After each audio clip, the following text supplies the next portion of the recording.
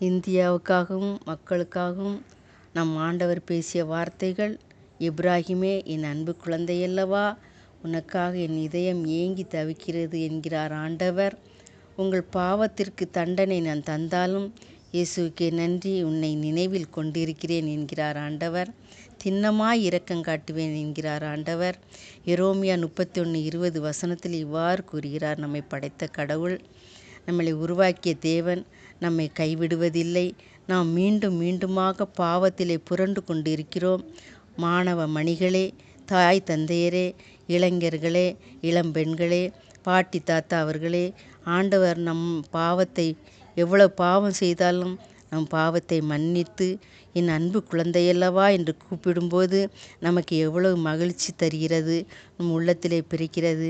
ஹல்லேலூயா! சந்தோஷம், சமாதானம் எப்பொழுதும் நம்மோடு இருப்பதாக. இதற்கு மேல் உலகத்திலே நமக்கு என்ன வேண்டும்? ஆம் பிரியமானவர்களே, ஆண்டவர் நமக்கு திண்ணமாக இரக்கம் காட்டுவார். ஹல்லேலூயா! அந்த வார்த்தையை பற்றி கொள்வோமா? அன்பின் தகப்பனே, இந்திய தேசத்துக்காக ஜெபிக்கிறேன், நாட்டு தலைவர்களுக்காக ஜெபிக்கிறேன், துன்பப்படுபவர்களுக்காக ஜெபிக்கிறேன், நோயால் அவதிப்படும் மக்களை தயவாய் வழிநடத்த போறதுக்காக ஜெபிக்கிறேன், மாணவ மணிகளுக்காக ஜெபிக்கிறேன், டாக்டர்மாருக்காக ஜெபிக்கிறேன், சிறு பிள்ளைகளுக்காக ஜெபிக்கின்றேன், பிள்ளை இல்லாதவர்களுக்காக ஜெபிக்கின்றேன், பிறருக்கு உதவி செய்பவருக்காக ஜெபிக்கின்றேன்.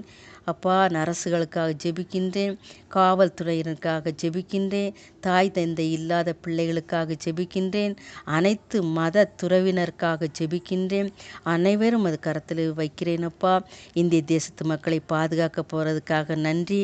ஒரு தாய் தேற்றுவது போல, இப்ராஹிமே என்னுடைய மகனல்லவான்னு சொன்ன தெய்வமே, மீண்டும் மீண்டுமாக இந்திய தேசத்து மக்களுக்காக பாதத்தில் வைக்கிறேன்.